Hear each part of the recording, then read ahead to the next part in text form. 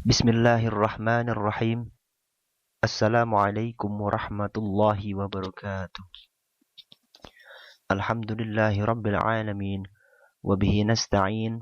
Wa ala umurid dunya waddin. Wassalatu wassalamu ala ashrafil anbiya'i wal mursalin. Sayyidina wa maulana Muhammadin.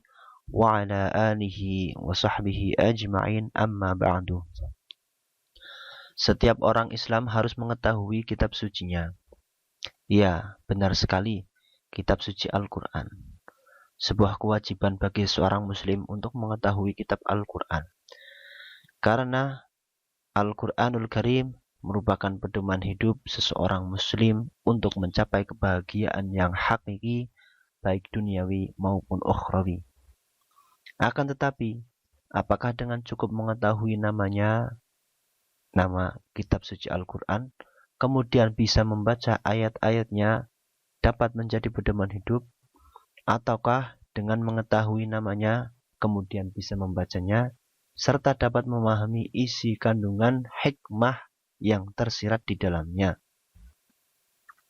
Baiklah, pada kesempatan kali ini izinkan kami ingin mengulas sedikit ilmu pengetahuan mengenai kitab suci Al-Quran agar kecintaan kita terhadap Al-Quran semakin hari semakin meningkat dan menjadikannya sebagai pedoman hidup setiap hari agar dapat mencapai kebahagiaan yang hakiki baik duniawi maupun ukhrawi.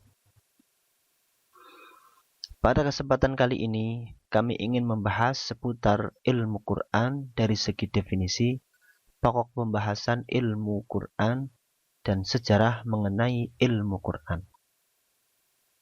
Dalam pembahasan kali ini, kami mengambil pengetahuan dari kitab Al-Wadih fi Ulumil Quran, karangan dari Ad-Duktur Mustafa Dibulbuho wa Duktur Muhyiddin Dibmastu.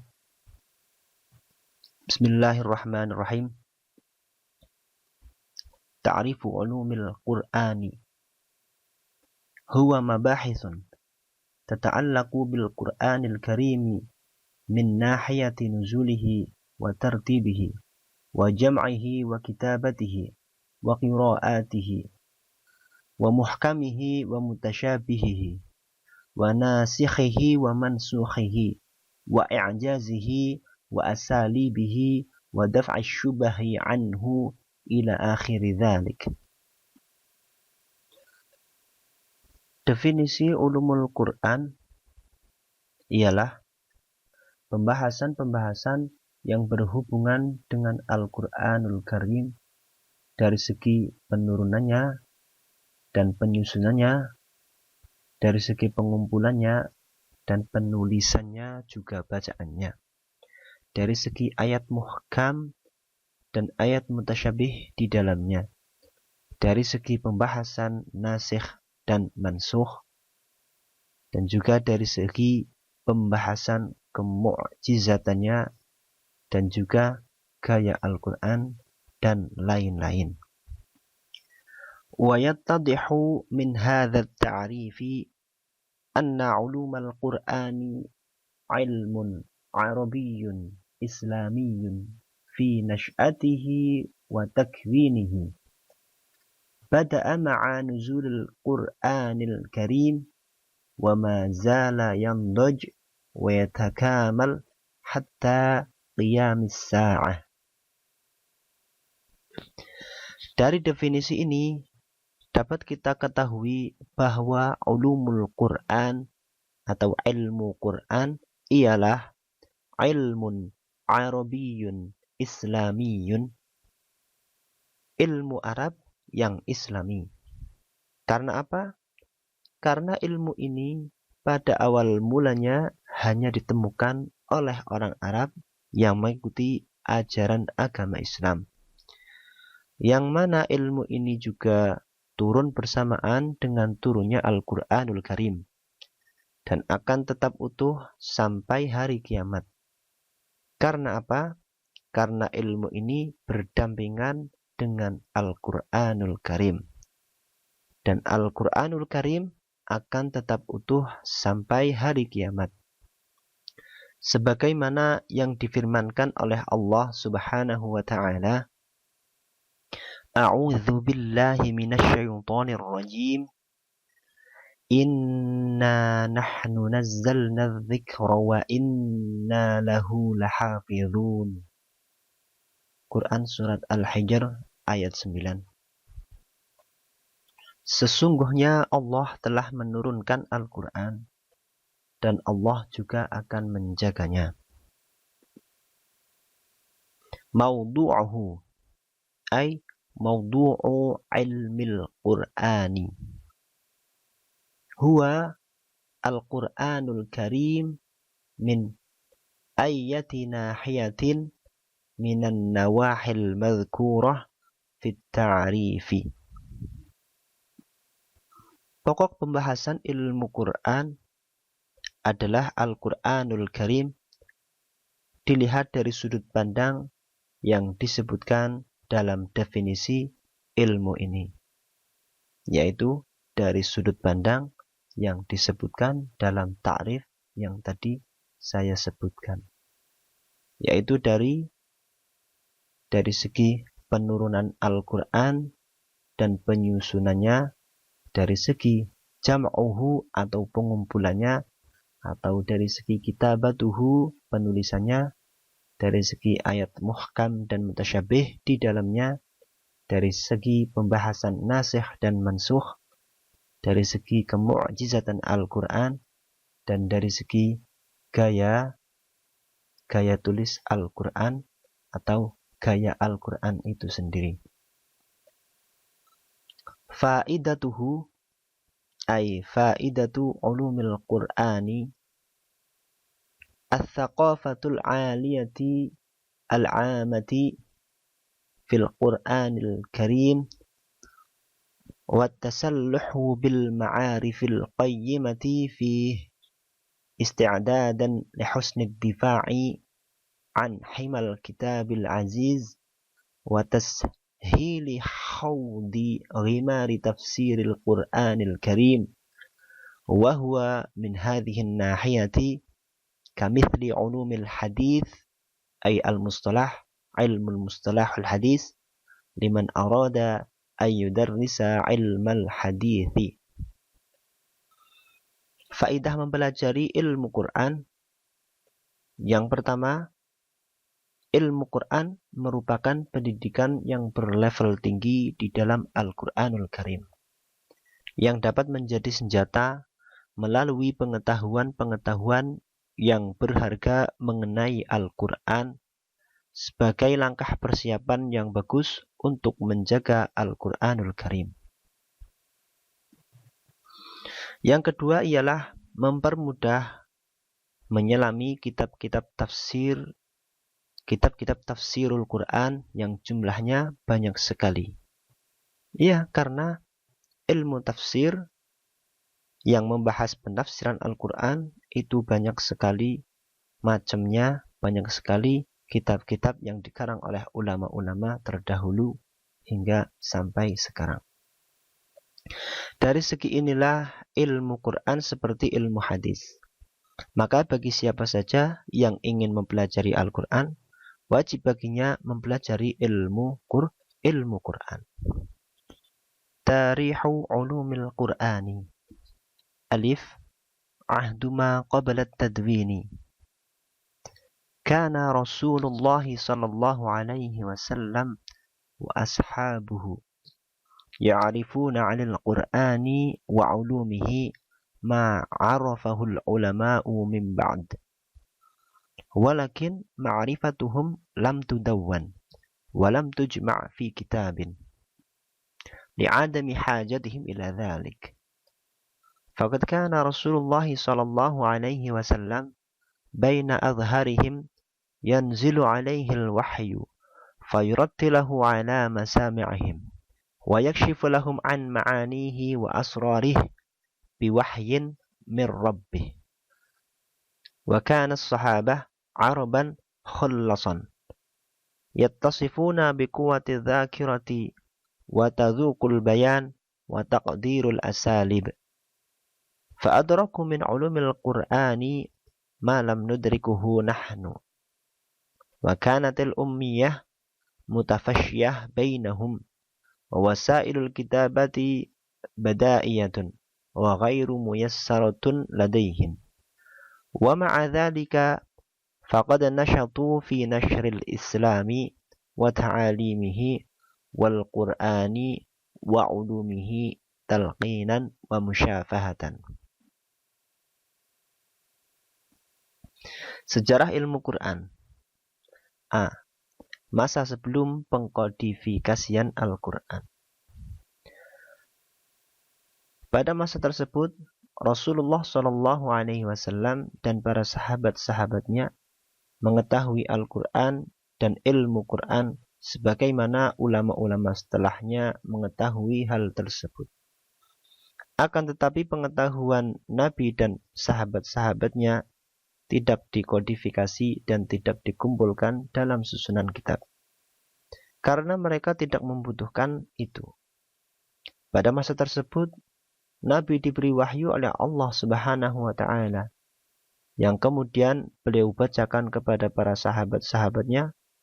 Kemudian Nabi menjelaskan makna dan kandungan isinya dengan wahyu dari Allah. Sedangkan para sahabat bersuku Arab tulen, mempunyai daya ingat yang kuat, dapat merasakan keindahan gaya penulisan Al-Quran, dan mereka menemukan ilmu Quran bukan seperti apa yang kita temukan sekarang. Mereka ummi, tidak bisa baca tulis, alat tulis juga susah. Di samping itu mereka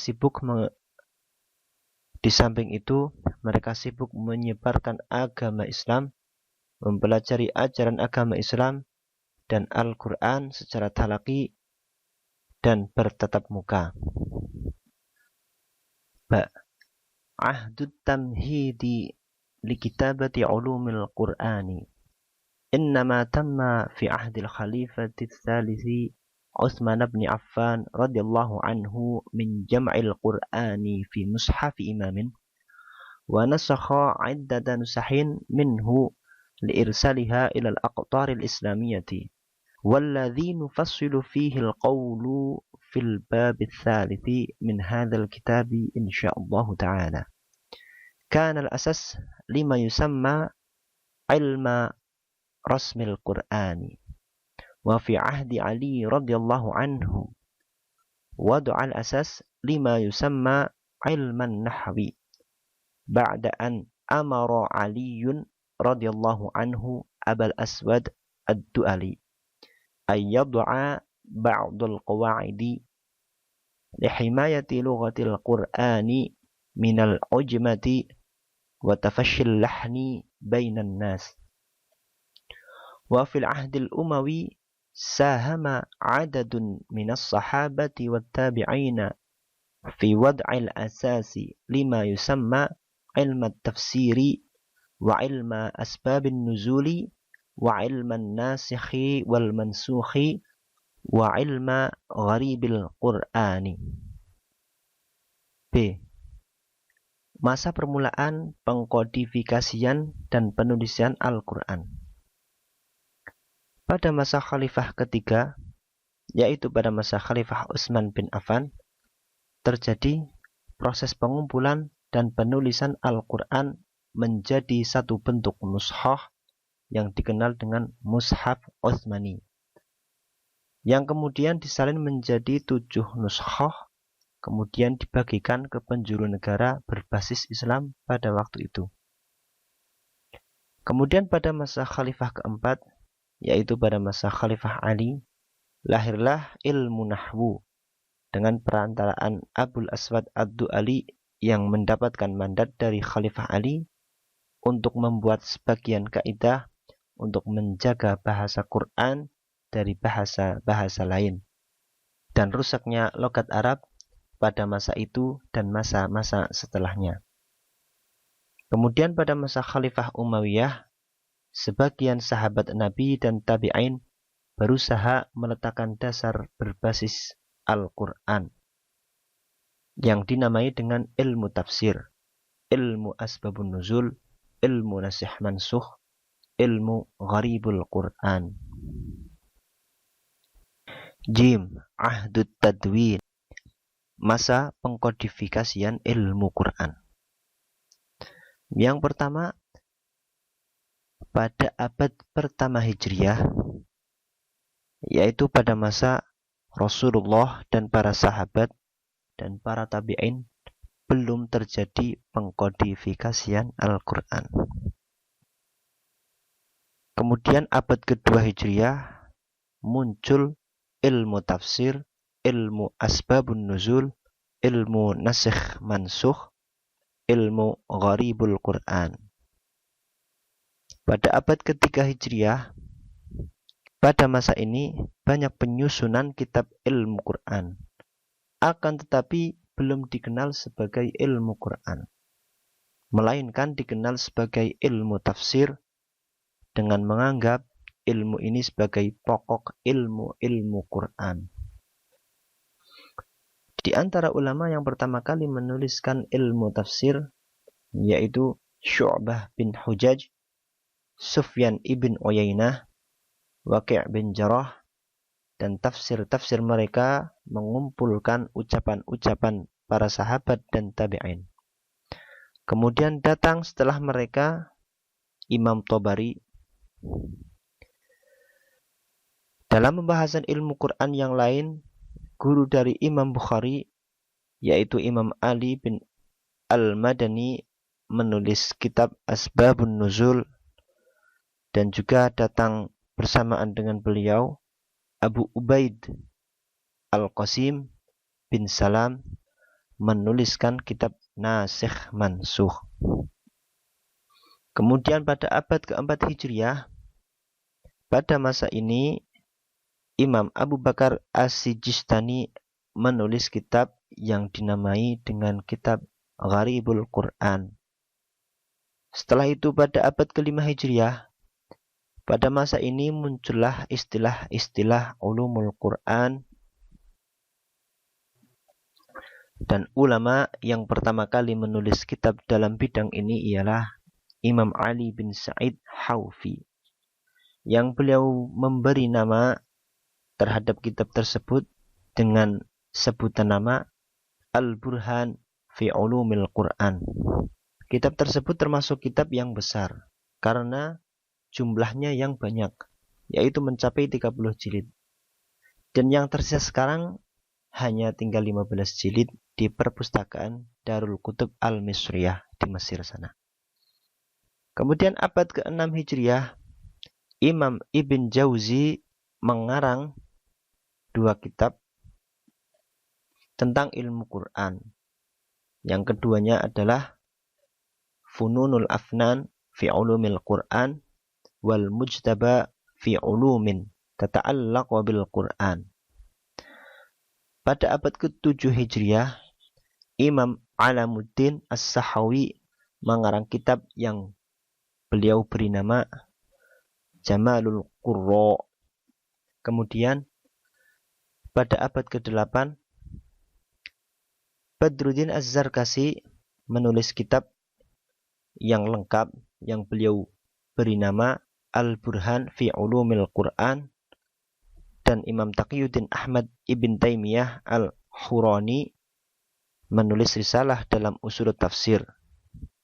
Pada abad ke-9, Muhammad bin Sulaiman Al-Kafiji menulis sebuah kitab dalam ulumul Quran, dan juga Imam Jalaluddin Al-Bulqini menulis kitab yang beliau namai Mawaqi'ul Ulum min Mawaqi'in Nujum.